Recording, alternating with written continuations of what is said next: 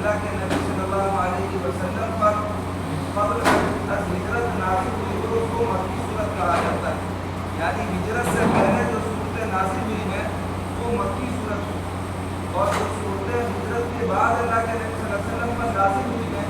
چاہے مکہ میں نازل ہوئی ہوں ان کو مدنی صورت کہا جاتا ہے. یہ عنوانات ہوتے ہیں مدنی اور مکی صورت کے. دوسرا, اس صورت کا نام سورۃ مزہ رکھا گیا. ہمزن کے معنی عربی کے اندر آتے ہیں طعنہ دینے کے, پیٹھ پیچھے برائی کرنے کے, اور کسی کی عیبجوئی کرنے کے, اور آسان الفاظ میں کہا جائے تو غیبت کرنے کے. اب پوری صورت کا نام ہی سورۃ مزہ رکھا گیا. اس کی وجہ مفسرین نے لکھی ہے کہ عموماً صورتوں کے جو نام قرآن مجید میں لکھے گئے ہیں وہ ایک قاعدے اور اصول کی بنیاد پر ہیں. وہ اصول مفسرین کے نزدیک یہ ہے تسمیۃ الکل باسم الجز, یعنی کوئی اہم مضمون, کوئی اہم موضوع قرآن کی آیات میں یا اس صورت میں بیان کیا گیا ہوگا, اس کی مناسبت سے پوری صورت کا نام بھی وہ مضمون کے طور پر رکھ دیا گیا ہے. تو چونکہ اس صورت کے اندر طعنہ دینے والے اور غیبت کرنے والوں کے لیے ہلاکت اور بربادی اور ان کے انجام کار کو بیان کیا گیا,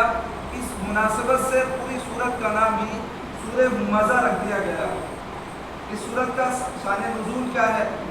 پس منظر کیا ہے, یہ صورت کس بیک گراؤنڈ میں نازل ہوئی ہے, اللہ کے نبی صلی اللہ علیہ وسلم پر کن حالات میں یہ صورت نازل ہوئی. تو مفسرین نے لکھا کہ اللہ کے نبی صلی اللہ علیہ وسلم جب مکہ المکرمہ کے اندر اپنے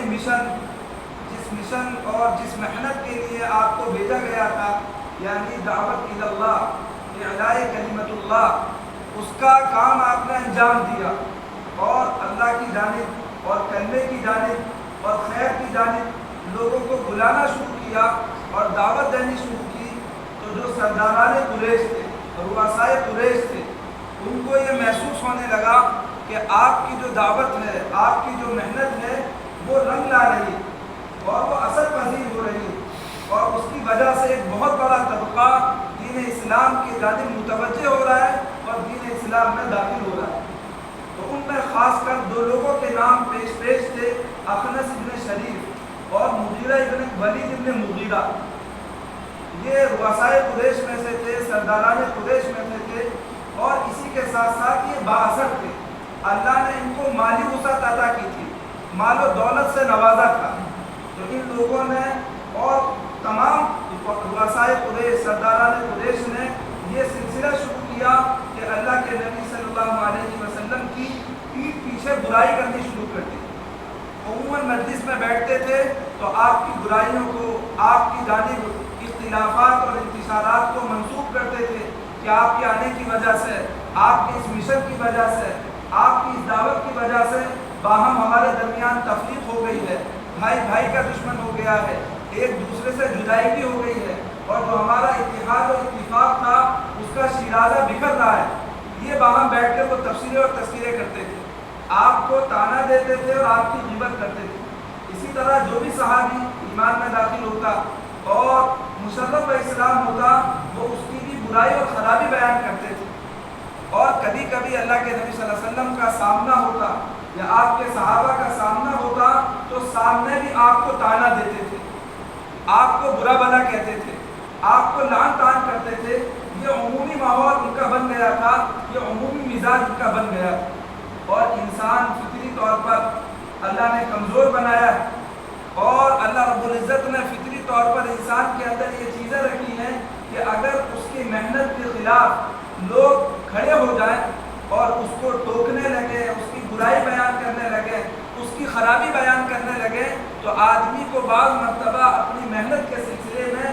شکوک و شبہات مبتلا ہو جاتے ہیں کہ جس کام کو میں کر رہا ہوں, جس مشن کو میں لے کر اٹھا ہوں, کھڑا ہوا ہوں, ایسا تو نہیں ہے کہ وہ کیا ہے, مشکوک ہے, وہ واضح نہیں ہے, وہ حق نہیں ہے. تو اللہ رب العزت پیارے حبیب صلی اللہ علیہ وسلم کو قرآن مجید میں جا بجا تسلی دیتے ہیں, آپ کی ڈھارس باندھتے ہیں, آپ کی ہمت باندھتے ہیں, اور آپ کے سامنے اس بات کو بار بار آپ آشکارا کرتے ہیں کہ آپ وہ مشن لے کر کھڑے ہوئے ہیں, آپ جو محنت لے کر کھڑے ہوئے ہیں، آپ جس کام کے لیے لوگوں کو بلا رہے ہیں وہ بالکل برحق ہے، حق بجانب ہے۔ آپ بالکل اپنی محنت میں، اپنے مشن میں، اپنی دعوت میں کمزوری کا اظہار نہ کریں۔ آپ بالکل چاہے لوگوں کو حق کے ساتھ اور خیر کے ساتھ، بھلائی کے ساتھ، حکمت کے جانب، حکمت کے ساتھ بلاتے رہیں۔ تو ان لوگوں کا یہ مشغلہ تھا، تو اللہ رب العزت نے ان کی ان عادات کو، ان خرابیوں کو قرآن مجید میں بیان کیا اور کہا کہ ان لوگوں کے اندر یہ خرابیاں ہیں، برائیاں ہیں، اگرچہ یہ سردار ہیں، اگرچہ اپنے علاقے کے اندر یہ صاحب ثروت سمجھے جاتے ہیں، با اثر سمجھے جاتے ہیں، لیکن ان کے اندر ایسی خرابیاں، ایسی برائیاں ہیں کہ جس کی وجہ سے یہ دنیا کے اندر اللہ رب العزت کے عذاب اور پکڑ کے کیا ہے مستحق ہوں گے، اور اخروی اعتبار سے ان کو عذاب علیم کی جانب لوٹایا جائے۔ تو ان کے اندر جو خرابیاں تھیں اور برائیاں تھیں وہ اللہ نے بیان کی، لیکن چونکہ قرآن جو ہے وہ قیامت تک انسانوں کے لیے نازل ہوا ہے، اور قرآن کا مزاج اور اسلوب یہ ہے کہ کسی آدمی کا نام لے کر اس کی خرابی بیان نہیں کرتا ہے، اس کی برائی بیان نہیں کرتا ہے۔ یہ قرآن کا عمومی مزاج ہے۔ قرآن جو بھی بات بیان کرے گا وہ تمام انسانیت کے لیے بیان کرے گا، تمام لوگوں کے لیے بیان کرے گا، تاکہ سب کو ان برائیوں سے بچنا آسان ہو جائے اور کار خیر کا کرنا آسان ہو جائے، ان کے سامنے حق اور باطل واضح ہو جائے، صحیح اور غلط ان کے سامنے واضح ہو جائے۔ یہ قرآن کا اسلوب ہے، طریقہ کار ہے۔ اس لیے قرآن مجید میں ان کا نام نہیں لیا گیا کہ اللہ کے نبی صلی اللہ علیہ وسلم کی پیٹھ پیچھے برائی کون کرتے ہیں یا آپ کو تانے کون دیتے ہیں، بلکہ ان اوصاف کو بیان کیا گیا جو اللہ کے نزدیک مذموم ہے، ناپسندیدہ ہے، اللہ ان کو پسند نہیں کرتا۔ اب اشارہ تو ان کی جانب ہے، صراحتاً تو ان کو بارے میں بیان کیا جا رہا ہے، لیکن چونکہ قرآن ساری انسانیت کے لیے ہے تو خاص کر امت مسلمہ کو، مسلمانوں کو اس بات کی جانب متوجہ کیا گیا کہ یہ برائیاں، خرابیاں ایسی ہیں کہ ہمیں بھی اپنے آپ کو ان برائیوں سے بچانا چاہیے۔ ان میں سے پہلی برائی جو ہے وہ غیبت ہے، جس کو مزہ سے تعبیر کیا گیا ہے کہ ہلاکت و بربادی ہو ہر ایسے شخص کے لیے جو غیبت کرنے والا ہے، یعنی پیٹھ پیچھے برائی کرنے والا ہے، اور لمزہ کے معنی آتے ہیں اپنی زبان کے اندر تانا دینے والے۔ ہر ایسے شخص کے لیے ہلاکت و بربادی ہے جو غیبت کرنے والا ہو، پیٹھ پیچھے برائی کرنے والا ہو یا تانا دینے والا ہو۔ مفسرین نے لکھا کہ ویل کے معنی عربی گرامر کے اعتبار سے تو ہلاکت کے ہی آتے ہیں، لیکن ویل جو ہے یہ جہنم کی ایک وادی کا نام بھی ہے۔ وہ وادی ایسی ہے کہ جس میں اہل جہنم کے خون اور پیپ جمع ہوتے ہیں، اور وہ ایسی بھیانک جگہ ہے کہ جس سے خود جہنم دن میں کئی مرتبہ پناہ مانگتی، ایسی ہولناک اور ایسی خطرناک جگہ۔ تو ان لوگوں کو ان برائیوں کے اندر مبتلا ہے، ان خرابیوں کے اندر مبتلا ہے، اللہ رب العزت ان لوگوں کو اس بیت والی وادی کے اندر جہنم میں ڈالے گا اور اس کا عذاب ان کو دیا جائے گا۔ پہلی خرابی اور برائی ہے غیبت کرنا، پیٹھ پیچھے باتیں کرنا۔ اب غیبت کسے کہا جاتا ہے؟ تو اللہ کے نبی صلی اللہ علیہ وسلم نے ہمارے لیے ہر چیز کو بالکل واضح کر دیا۔ ایک صحابی رسول نے اللہ کے نبی صلی اللہ علیہ وسلم سے سوال کیا کہ آقا مدنی جناب رسول اللہ صلی اللہ علیہ وسلم، ہم قرآن و حدیث کے اندر سنتے ہیں غیبت کی مذمت، غیبت کی برائی، غیبت کی خرابی، اور اللہ نے قرآن میں اتنی سخت الفاظ کسی برائی کے لیے بیان نہیں کیے جتنے غیبت کے لیے بیان کیے۔ اللہ رب العزت سورہ حجرات میں فرماتے ہیں وَلَا يَغْتَبْ بَعْضُكُمْ بَعْضًا، اور تم میں کا بعض کی غیبت نہ کرے۔ اب اس کو کس سے تشبیہ دی گئی ہے،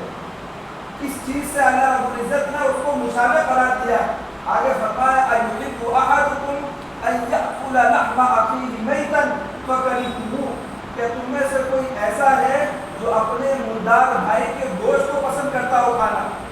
تو تم میں سے پسند کرتا ہے کہ اپنے مردار بھائی کے گوشت کو کھائے۔ اور آگے اللہ نے خود ہی فرمایا کہ ہر فطرت سلیمہ ایسی ہے فَكَرِهْتُمُوهُ، تم اس کو ناپسند کرو گے اور اس کو اچھا نہیں سمجھو گے۔ یہ انسانی فطرت ہے۔ ایسا نہیں دیندار آدمی اگر فطرت سلیمہ میں ہے تو وہ آدمی اس برائی سے، اس خرابی سے اپنے آپ کو بچانے کی کوشش کرے گا۔ پہلی چیز ہے گوشت کا کھانا، انسان کے گوشت کھانا۔ تو ہمارے یہاں اگر کوئی آدمی برا کام کرتا ہے، کسی کو زیادہ ستاتا ہے، تکلیف پہنچاتا ہے،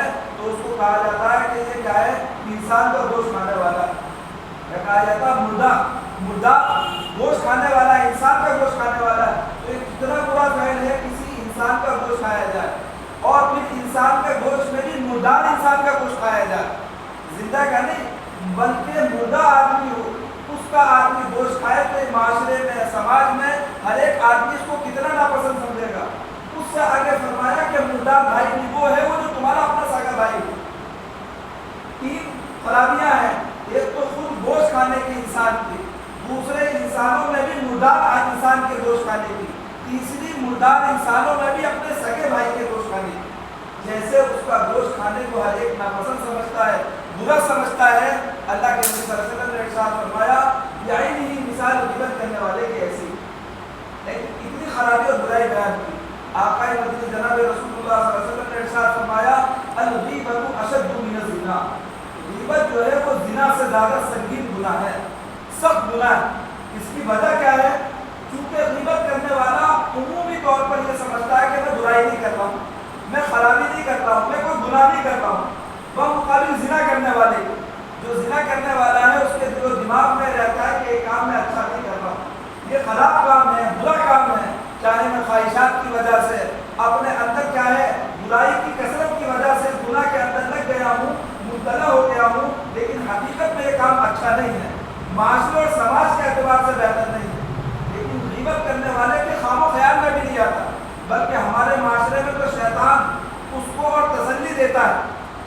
اور اس کو کیا ہے اور تشفی دیتا ہے کہ گھبرانے کی ضرورت نہیں، آپ برائی نہیں کر رہے ہیں،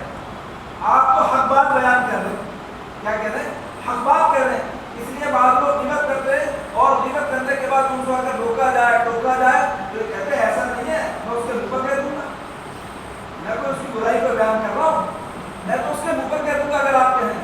منہ پر کہے یا پیٹھ پیچھے کہے، لیکن اگر غیبت کسے کہا جاتا ہے اس کی تعریف کو سمجھ لینا چاہیے اور جان لینا چاہیے کہ شریعت کی اصطلاح میں شریعت کی نظر پر غیبت کسے کہا جاتا ہے۔ ایک صحابی رسول نے اللہ کے نبی سے پوچھا من غیبہ یا رسول اللہ، اللہ کے نبی غیبت کسے کہتے ہیں؟ اللہ کے نبی نے ارشاد فرمایا تم اپنے بھائی کے متعلق کوئی ایسی بات کہو کہ اگر اس کو معلوم ہو جائے تو وہ اس کو ناپسند سمجھے، اچھا نہ سمجھے، ایسی بات اپنے کسی بھی بھائی کے بارے میں کہی، ایسا نہیں قریبی ہے، کسی بھی بھائی کے بارے میں ایسی بات کہی کہ جو اس کو اگر معلوم ہو جائے کہ میرے متعلق یہ تبصرہ یہ تذکرہ میرا بھائی کر رہا ہے تو وہ اس کو اچھا نہ سمجھے، بہتر نہ سمجھے، یہ غیبت ہے۔ یہ کیا ہے؟ غیبت ہے۔ تو صحابی رسول اللہ اور کلیئر کر دیا، اگلا سوال کیا اللہ کے نبی اگر وہ برائی اس کے اندر ہو، اگر اس کے اندر وہ برائی ہو اور پھر میں بیان کر رہا ہوں تو غیبت ہے یا نہیں ہے؟ یہ تو غیبت نہیں ہونی چاہیے، میں تو اسی بات کو بیان کر رہا ہوں جو حقیقت میں اس میں پائی جاتی ہے، میں تو اسی خرابی کا اعلان کر رہا ہوں جو اس کے اندر پائی جاتی ہے۔ تو اللہ کے نبی نے فرمایا جب اس کے اندر وہ چیز پائی جائے جبھی تو تم نے اس کی غیبت کی ہے، جبھی تو غیبت ہے، اور اگر وہ اس کے اندر نہ پائی جائے تو پھر غیبت سے بھی آگے بڑھ کر بہتان میں آپ داخل ہو گئے، اس پر بہتان باندھ رہے ہیں، ایسے کام کی جانب اس کی نسبت کر رہے ہیں جس کام کو اس نے کیا ہی نہیں ہے، یہ اس سے زیادہ سنگین گناہ ہے۔ تو غیبت کہا جاتا ہے اپنے کسی بھائی کی برائی خرابی بیان کرنا اس کے پیٹھ پیچھے، اور یہ بہت سنگین گناہ ہے اور بہت زیادہ برا گناہ ہے۔ عموماً اس سے توبہ نہیں کی جاتی ہے، اور توبہ کے لیے اس میں چونکہ ضروری یہ ہے کہ جس کی غیبت کی گئی ہے کہ اس سے معافی مانگنا ضروری ہے، اور یہ آدمی کے لیے کوئی آسان کام نہیں ہے۔ میں نے کسی آدمی کے پیٹھ پیچھے اپنے بھائی کی، اپنے دوست کی، اپنے رشتہ دار کی کوئی برائی بیان کی، کوئی خرابی بیان کی، اب میں اس سے جا کے معافی مانگوں گا اور یہ کہوں گا بھائی آپ کے بارے میں نے یہ بات کہہ دی، یہ خرابی بیان کی تھی، آپ کی میں نے برائی کی تھی، کوئی بھی ایسا نہیں ہے کہ جلدی اس کو قبول کر لے، یہ آسان کام نہیں ہے۔ اس لیے غیبت کا چھوڑنا اور غیبت سے بچنا مشکل ہو جاتا ہے، دشوار ہو جاتا ہے، اور شیطان ہمیں یہ پٹی پڑھاتا ہے اور ہمارے ذہن میں یہ بات بٹھاتا ہے کہ ہم غیبت نہیں کر رہے، بلکہ جو برائی اس کے اندر پائی جاتی ہے اسی برائی کو ہم بیان کر رہے ہیں۔ یہ شیطان ہمیں رہبری اور رہنمائی کرتا ہے کہ گھبرانے کی بات نہیں ہے، آپ نے غیبت نہیں کی ہے، لیکن حقیقت میں اگر تو اس کو پتہ لگ جائے تو برائی برا مانے گا، اس کو اچھا محسوس نہیں ہوگا، اچھا فیل نہیں ہوگا، تو یہ بھی برائی کے اندر اور غیبت کے اندر کیا ہے؟ داخل ہے۔ اللہ کے نبی صلی اللہ علیہ وسلم کے زمانے میں دو عورتوں نے روزہ رکھا، اور روزہ رکھنے کے بعد ان کو شدت سے بھوک لگی، بہت زیادہ، اتنی زیادہ تیز بھوک تھی کہ جانکاری کا عالم تھا، جان ایسا لگ رہا تھا ان کی جان نکل جائے گی۔ اللہ کے نبی صلی اللہ علیہ وسلم کو خبر دی گئی تو آقا مدنی جناب رسول اللہ صلی اللہ علیہ وسلم प्याला लेकर आओ। लोग समझ रहे थे कि पानी मंगाएंगे, इनको रोजा तोड़ने का हुक्म देंगे, लेकिन अल्लाह के नबी ने फरमाया प्याला लेकर आओ। और जब प्याला लाया गया तो अल्लाह के नबी ने उनसे कहा कि तय कीजिए, इसमें उल्टी करो। उन लोगों ने उल्टी की तो उसमें गोश्त के टुकड़े निकले, ताज़ा गोश्त के टुकड़े निकले। ये अल्लाह के नबी सल्लल्लाहु अलैहि वसल्लम का मौजूदाती तौर पर चीज़ थी। हर एक के साथ ऐसी चीज़ें पेश आएगी कि आप गिबत करने वाले से कहें उल्टी करो तो उसमें गोश्त के टुकड़े निकल आए। आज से हम भी चेक करने लगे। बाद मरतबा इस तरह की बातें सुनकर ज़हन में आता है कि हम भी ये चेक करके देखते हैं, हदीस में आया है तो यकीनन गोश्त उसके अंदर से निकलेगा। ये मौजूदाती तौर पर था इस बात को बताने के लिए कि ये खराबी के एतबार से इतना ही बड़ा गुनाह है जैसे कि मुर्दार आदमी के गोश्त का खाना। तो गोश्त के टुकड़े निकले तो अल्लाह के नबी सल्लल्लाहु अलैहि वसल्लम ने इरशाद फरमाया कि इन्होंने अल्लाह के हलाल माल से रोज़ा शुरू किया था और हराम माल से इन्होंने अफ्तार किया है। ये दोनों अपने भाई की गिबत के अंदर गलत या आपस में गिबत में लगी हुई थी। हमारे माशरे में गिबत हर मजलिस के अंदर वक्त गुजारने का बेहतरीन जरिया समझा जाता है। हमारे यहाँ कोई भी मजलिस हो, उमूमी मजलिस हो या खुसूसी मजलिस हो, आम लोगों की मजलिस हो या खवास की मजलिस हो, बल्कि दीनदार लोगों की मजलिस भी इससे खाली नहीं है एक दूसरे की खराबियाँ और बुराइयाँ बयान करना। और बार मरतबा तो आदमी कहते हुए कहता है अल्लाह मेरी तौबा, अल्लाह मेरी तौबा, बस मैं तुम्हें बता रहा हूँ, किसी और को नहीं बता रहा हूँ, पहली मरतबा तुम्हारे सामने कह रहा हूँ उसके बारे में, वरना आज तक मैंने मेरी ज़बान पर आई नहीं है। मेरी ज़बान पर तो उसके बारे में कभी ऐसे कलमात आए, लेकिन तुम्हें बता रहा हूँ उसे। तो शैतान इस तरह के जुमले कहलवाकर गिबत शुरू कर देता है, बुराई का इर्तिकाब शुरू कर देता है, और आदमी को एहसास भी नहीं होता कि मैं गिबत में मुब्तला हूँ, और वो वहाँ से निकलता है तो इतने संगीन बुराई और खराबी का मुब्तला हो जाता है। ये बातिनी अमराज में से है। एक तो ज़ाहिरी अमराज है, ज़ाहिरी बीमारी है, और एक बातिनी बीमारी है जिसकी जानिब उम्मत तवज्जो नहीं होती है, उसमें से गिबत भी है। तो इसलिए इस बुराई से अपने आप को बचाया जाए। और अल्लाह के नबी सल्लल्लाहु अलैहि वसल्लम ने इरशाद फरमाया कि इस बुराई का करने वाला जिना से ज़्यादा क्या है, जिना करने वाले से ज़्यादा अल्लाह के नज़दीक मजबूत और नापसंदीदा है और बुरा है। तो ये बुराई है जो उम्मन पाई जाती है और जिससे हमें अपने आप को बचाना चाहिए, और उसी खराबी की जानिब में इशारा किया गया है। वही हाँ, एक और बात इसमें रह गई है, ग़ीबत कि अगर कोई आदमी किसी तो अगर ग़ीबत कोई तारीफ के एतबार से बात करने पर रहने में जाता है कि कोई किसी के अंदर कोई खराबी और बुराई हो तो उसको बयान ही न किया जाए, और न बयान करने की वजह से तो उसके अंदर बुराई और पनपेगी और बढ़ेगी और उसके अंदर खराबियाँ पैदा होंगी। तो किससे कहने की इजाज़त है, किसको बताने की इजाज़त है, वो ग़ीबत के तहत दाखिल नहीं होता है, ग़ीबत में दाखिल नहीं होता है। मिसाल के तौर पर अगर किसी बच्चे के अंदर कोई खराबी और बुराई देखी और हम उसके वालिदैन से कहें कि भाई आपके बेटा इस खराबी के अंदर मुब्तला था, फला जगह बाजार में, गली में, रोड में, और फला घर में आपने उसको देखा था,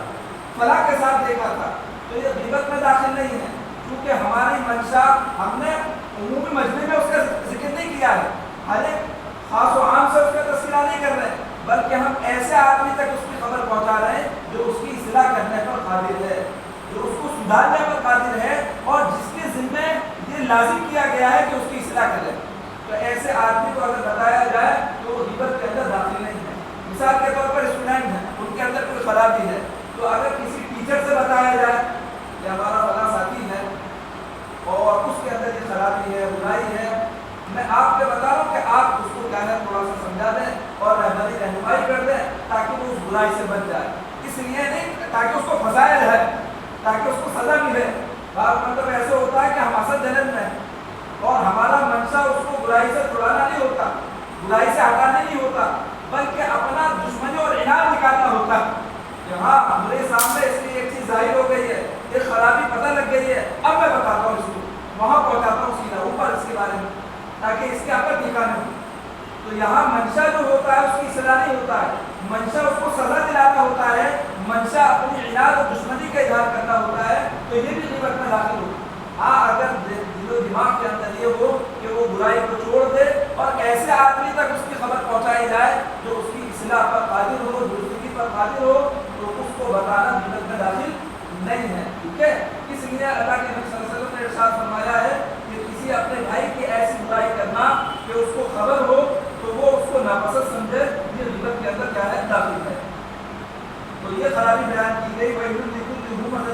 اللہ ہلاکت و بربادی ہو ہر